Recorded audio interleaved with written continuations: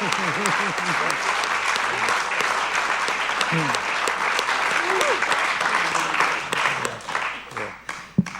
want to start the conversation by talking about Bob Johnston, the producer you all just saw there. And for those of you who know, we very much wanted Bob Johnston to be here today, but he's dealing with some health issues.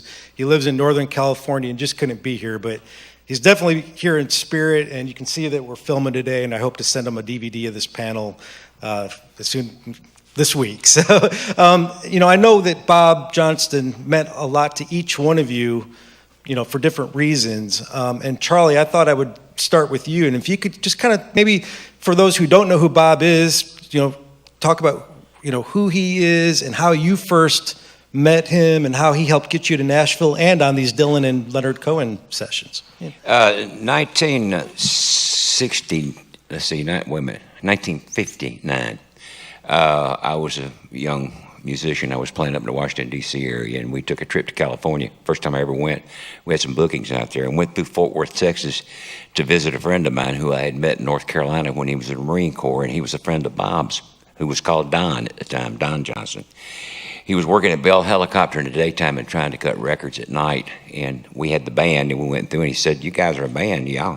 You want to record something?" I said, "We don't have anything to record." He said, "Well, let's write something." So we did. We went to his mother's house, in fact, and set all the instruments up and wrote an instrumental that ended up being called Jaguar.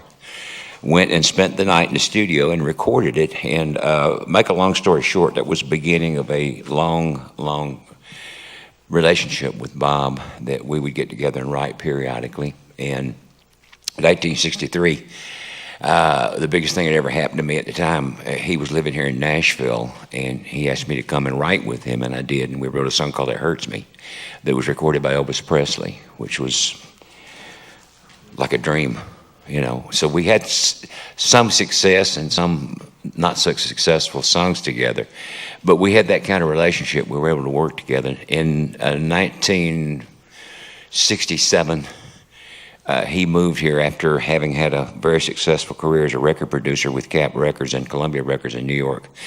When the legendary Don Law, the producer, retired, they put Bob in charge of Columbia here in Nashville, and he came and he called me. He said, "Why don't you come move to Nashville? Come down and let's see what you can do, writing and picking and whatever." So I did.